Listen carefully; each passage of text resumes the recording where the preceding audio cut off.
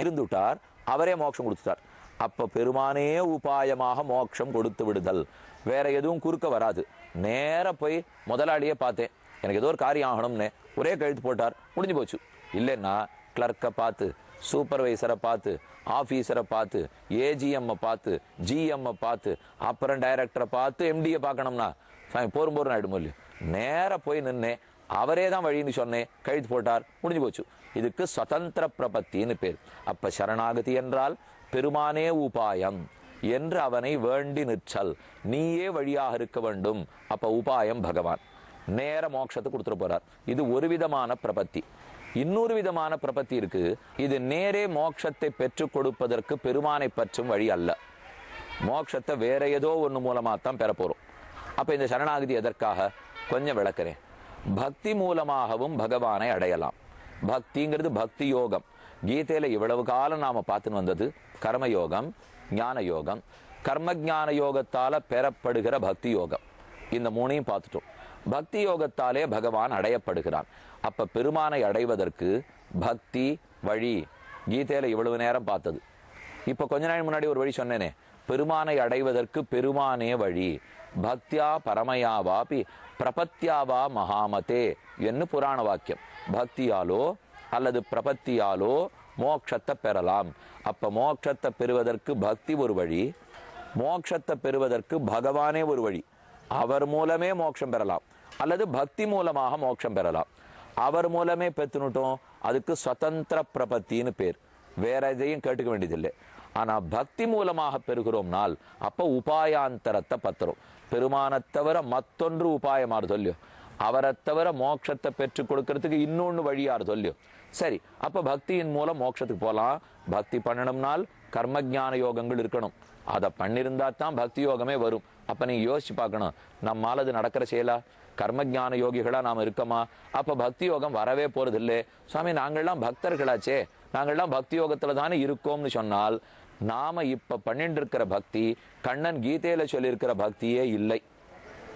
இதை முதல் நாளே சொல்லிட்டு இருந்தா நீரும் டைம் வேஸ்ட் பண்ணிருக்க வேண்டாம், நாங்களும் இத்தனை வருஷம் உட்கார்ந்து இருக்க வேண்டாம். இதை கடைசி நாள் இழுத்துன்னு வந்து ஏமாத்திராப்புல சொல்றீரேன்னா உண்மைதான். ஆனா கடைசி நாள் வெறுமை இதை சொல்லலை, கண்ணனே அப்படித்தானே சொல்லியிருக்கார். ஏன்னா அவர் முதல்லேருந்து எத்தனையோ விஷயத்தை சொல்லணும் வந்துட்டார், கடைசியா சட்டுன்னு சொன்ன எல்லாத்தையும் விட்டுடுன்னு விட்டார். அப்ப முதல்லயே விடுன்னு சொல்லியிருக்க கூடாதான்னா, இத்தனை நேரம் சொல்லிட்டு வந்தா தான் மனசுக்கே அது புரிப்படும். இப்ப ரெண்டு வழி. ஒன்னு பக்தி மூலம் பகவானை அடைதல், கீதையில சொல்லப்பட்ட பக்தி மூலம் பகவானை அடைதல். சரணாகதி, பெருமானையே நீ வழியாக இருப்பாய்னு வேண்டி பெருமானையே உபாயமாக கொண்டு மோட்சம் அடைதல். இது ரெண்டாவது வகை. இப்ப நாம கீதையில பார்க்க போறது பக்தி மூலமா மோட்சம் அடைதல் தான். ஆனா அதுக்கப்புறம் நான் அவனையே பற்றி மோட்சம் அடைகிறது எப்படின்னு தனித்து தெரிவிக்கிறேன். இப்ப நாம பார்க்கிற ஸ்லோகத்துக்கு வரிசை என்னன்னு பார்ப்போம். கீழே 2-3 ஸ்லோகத்துக்கு பின்பாக தமேவ சரணங்கச்ச சர்வபாவேன பாரத என்று கண்ணன் உபதேசித்தார். விமர்சிய ஏததசேஷேன யதேச்சசி ததா குரு. நான் சொன்னது எல்லாத்தையும் ஆராய்ச்சி பண்ணிப்பார், சீர்தூக்கிப்பார், எப்படி தோணுகிறதோ அப்படி செய், ஏதோ ஒரு மார்க்கத்தை பிடித்து கொண்டு எந்த வண்ட அடைவாய் என்று கண்ணன் சொன்னார். அங்க நிறுத்தி விட்டு தான் நம்ம முதல்லேருந்து எல்லா அத்தியாயத்தையும் ஒரு தடவை பார்ப்போம் அப்படின்ட்டு மறுபடியும் ரீகேபிச்சுலேட் பண்ணோம். அதுவும் முடிஞ்சு போச்சு. அர்ஜுனன் யோசித்து பார்க்கிறார், கண்ணன் சொன்ன எல்லாத்தையும் யோசிச்சு பார்த்தார். பக்தி யோகம் ரொம்ப நன்னா இருக்கு, இனிப்பா இருக்கு, அதையே செஞ்சுவிட வேண்டிதான் அப்படின்னு அர்ஜுனுடைய மனசுல பிறந்தது. அந்த பக்தியே தான் கண்ணனும் விதிக்கிறார். மன்மனாபவ மத் பக்தா மத்யாஜி மாம் நமஸ்குரு. என்னிடத்திலேயே நெஞ்சு செலுத்தியவனாய், அன்பு செய்பவனாய், நமஸ்கரிப்பவனாய் பக்தி பண்ணு என்று கண்ணனை விதித்தார். இது மறுபடியும் இந்த ஸ்லோகத்துல வந்திருக்கு பாருங்க. இப்போ கீழே 9வது அத்தியாயத்தினுடைய கடைசி ஸ்லோகம், மறுபடியும் 18வது அத்தியாயத்திலே இறுதியான 66வது ஸ்லோகத்துக்கு முன் ஸ்லோகம். அதுல மறுபடியும் ஒரு தடவை கண்ணன் சொன்னார். அப்ப ஒரு பக்கமானா தமேவ சரணங்கச்ச சரணாகதி பண்ணுங்கிறார். அடுத்த ஸ்லோகத்துக்கு வந்ததுன்னா மன்மனா பவ மத் பக்தா பக்தி பண்ணுன்னு சொல்றார். மறுபடியும் அடுத்த ஸ்லோகத்துக்கு வந்தா சர்வதன்மான் பரித்தெஜ்ஜ மாமேகம் சரணம் பிரஜ சரணாகதி பண்ணுங்கிறார். இவர் என்ன சரணாகதி மூலமா மோட்சத்துக்கு வர சொல்றாரா, பக்தி மூலமா மோட்சத்துக்கு வர சொல்றாரா, ஏன் மாற்றி மாற்றி கண்ணன் சொல்லுகிறார் என்கிற குழப்பம் நமக்கு ஏற்படும். இப்ப மட்டுமா? இது 2வது அத்தியாயத்திலேருந்தே ஒரு பண்ணிட்டு இருக்கார். இதை ஒரு வார்த்தை சொல்றார், அது ஒரு வார்த்தை சொல்றாருன்னா அவர் ஒழுங்காத்தான் சொல்றார். நமக்கு கேட்டுக்கிற சக்தி இல்லாததுனாலதான் நாம குழம்பி போடுறோம். புஸ்தகத்தை படிப்போம், ரொம்ப உயர்ந்த வேத புஸ்தகங்கள் உபனிஷத் புஸ்தகங்கள்லாம் புரியாது. புரியாதுன்னா உடனே அது புரியறதே இல்லைன்னுவோம்.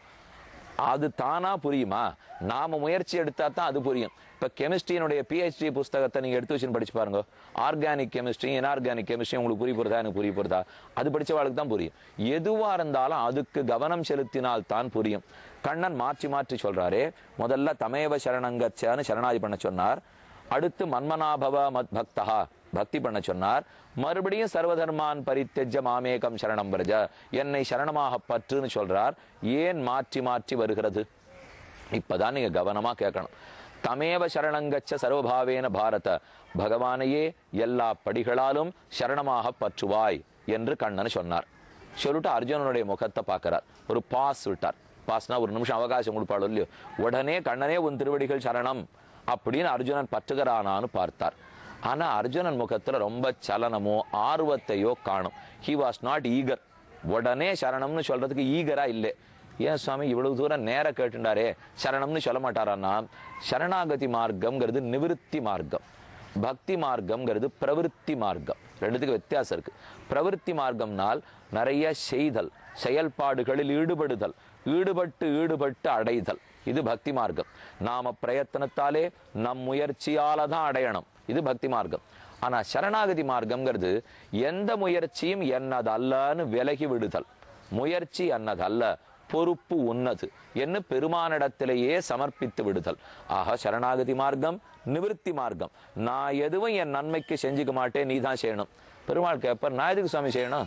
உம்ம நன்மை நீ தானே பார்த்துக்கணும்னா, ஒரு குழந்தை தாயினிடத்துல தன்னை அப்படியே ஒப்படைச்சிருக்கோம் இல்லையோ. சின்ன குழந்தை, 1 வயசு குழந்தை, அதுக்கு பக்கத்துல பூச்சி வருதுன்னு சொன்னா அதுலேருந்து காப்பாத்திக்க வேண்டிய பொறுப்பு அந்த குழந்தை கிடையாது. அந்த குழந்தைய பெற்றவளுக்கு தான் உண்டு. குழந்தைய பூச்சி கடுத்துட்டுனா ஊர் முழுக்க யாரை குற்றம் சொல்லுவா? குழந்தைய சொல்லவே மாட்டா. குழந்தைய விட்டுட்டு என்ன வேலை பார்த்துருந்தாலும் பொறுப்பே இல்லை பார் அப்படின்னு உடனே அம்மாவுக்குத்தானே விஷவே விடுறது. அதே போல நாம சரணம்னு வந்துட்டோம்னால் குழந்தைகள் நாம் பெருமானுடைய அடிமகள். அப்ப இந்த அடிமகள் அத்தனையை ரட்சிக்க வேண்டிய பொறுப்பு பகவானது. அந்த பொறுப்பை எப்பவுமே அவர் பண்ண தயாராத்தான் இருக்கார். ஆனா அந்த பொறுப்பை அவர் பண்ணணும்னா நம்ம கிட்ட என்ன வேணும்? ஒரு தாயாருக்கே அடங்கியதுன்னு அந்த குழந்தை இருக்கும் இல்லையோ. அதே குழந்தைக்கு 10-15 வயசு ஆச்சு. என்ன ஆகுது பாருங்க. எனக்கு சொக்கா வாங்கிட்டு இருந்தா இத்தனை நாள் எங்க அப்பா அம்மா போய் தான் சொக்கா வாங்கி கொடுப்பா, நிஜார் வாங்கி கொடுத்தா, பேண்ட் வாங்கி கொடுத்தா. 15 வயசு ஆச்சு, ஸ்கூல் ஃபைனல் வந்தாச்சு, 11வது 12வது வரைச்சு அம்மா கூப்பிடுறா, வாடா போய் உனக்கு சொக்கா வாங்கி கொடுக்குறேன்னா நான் என் ஃப்ரெண்ட்ஸுகளோட போய் வாங்கிக்கிறேன். முதல் நாள் சொல்றானோ இல்லையோ, இதே அந்த பெண்ணும் சொல்ல போறாளோ இல்லையோ, இத்தனை நாள் உனக்கு நான் தானே சொக்காயே மாத்தி விட்டேன், உனக்கு நிஜார் போட்டுக்க முடியாத நாள்லயே நான் தானே போட்டு விட்டேன்லாம். அதெல்லாம் இன்னைக்கு நான் பெரியவன் ஆயிட்டேன், இனிமே என் பொறுப்பை நான் பாத்துக்கிறேன். அப்ப இவ்வளவு நாளும் பொறுப்பு அவளது, இப்ப பொறுப்பு நம்மது. இது நம்மது, என் வழிய நான் பார்த்துப்பேன்னு சொல்ல ஆரம்பிக்கிறோம் பாருங்க. இதே போலத்தான் பகவானிடத்துல நாம முரண்டு பிடிச்சிடுறோம். அவர் எப்பவும் பொறுப்பை ஏத்துன்னு ரட்சிக்கிறதுக்கு காத்துன்னு தான் இருக்கார். அப்படியே அவரிடத்துல அந்த பொறுப்பு இருந்திருந்தது. ஒன்னால் ரட்சிக்கப்பட வேண்டிய நான்கர்த்த மட்டும் நாம ஏற்றுக்கொண்டிருந்தோம். அவர் நம்ம காப்பாற்ற வரும்போது தடுக்காமல் மட்டும் இருந்திருந்தோம், கண்ணன் நிச்சயம் ரட்சிப்பார். ஆனால் நமக்கு என்னமோ எல்லாம் தெரியும், எனக்கு தான் வயசாயிடுத்து, என் பொறுப்பை நான் பாத்துக்கிறேன்னு சொல்ல ஆரம்பிக்கிறோம் பாருங்க. அப்ப அந்த பொறுப்பை அவர் ஏத்துக்க மாட்டார். அதுக்கப்புறம் நான் தான் பாத்துக்கணும். பிள்ளை எங்கேயோ நான் எக்ஸ்கர்ஷன் போயிட்டு வரேன்னு கிளம்பி போயிட்டு, வயசாலேன்னு சொன்னா எக்ஸ்கர்ஷனுக்கு அப்பா அம்மாவை கூண்டு போகணும், அண்ணன் தம்பியோட கூண்டு போகணும். எனக்கு வயசாயிடுத்து, என் பொறுப்பை நான் பார்த்துப்பேன்னு போறான். போறவன் கீழே விழுந்து அடிபட்டு வந்தான்னா இப்ப அம்மாவை குற்றம் சொல்லி பிரயோஜனமே கிடையாது. ஏன்னா என்னதுன்னு பொறுப்பை இழுத்துன்னு போயிட்டானோ இல்லையோ. அதே போல சரணாகதன் ஆறாக இருந்தாலும் அவர் பொறுப்பை பகவான் ஏற்றுக்கொள்கிறார். ஆனா நாம சரணாகதர்களாக இல்லாமல் என்னால அடைஞ்சிக்க முடியும், அடையிறது பகவானாவே இருக்கட்டும், என்னாலேயே உன்னை அடைந்து கொள்ள முடியுங்கிற எண்ணம் நமக்கு வந்துடுத்துனால் அப்ப பெருமானை தவிர வேறு உபாயங்களின் மூலம்தான் நாம் அடைய வேண்டும். அப்ப பகவானே பொறுப்பா இருப்பர், அவரே உபாயமா இருப்பர். நாம சரணாகதர்களாக இருப்பின். அப்படி இல்லையா, இருக்கவே இருக்கு. பக்தி யோகத்தின் மூலம் பண்ணலாம். ஆனா பக்தி யோகத்தில் நான் பக்தி பண்ணி மோட்சம் அடைகிறேன்கிற எண்ணம் இருக்கும். ஆனா சரணாகதியில் நான் சரணாகதி பண்ணி மோட்சம் அடைகிறேன்கிற எண்ணமே இருக்காது. பெருமான் தன் பொறுப்பை தாம் பண்ணிவிட்டார். அப்ப நான் பண்ணது, அவர் ரட்சிக்க வரச்சே தடுக்காமல் இருந்தேன், இவ்வளவுதான் நான் செய்தது என்ன சரணாகதி பண்றவர்கள் சொல்றார்கள். ஆனா பக்தி யோகத்தில் இருந்தோம்னால் பக்தியை பண்ணி பிரயத்தனப்பட்டு மோட்சம் அடைய வேண்டும். ஆனா பக்தி யோகம் யாருக்கு தெரியுமா ஏற்கும்? பக்தியை உபாயமா வச்சுக்கிறத சொல்றேன். மேல இப்ப சரணாகதர்களுக்கே பக்தி வேணும்னு சொல்ல போறேன், அது வேற குழப்பம்.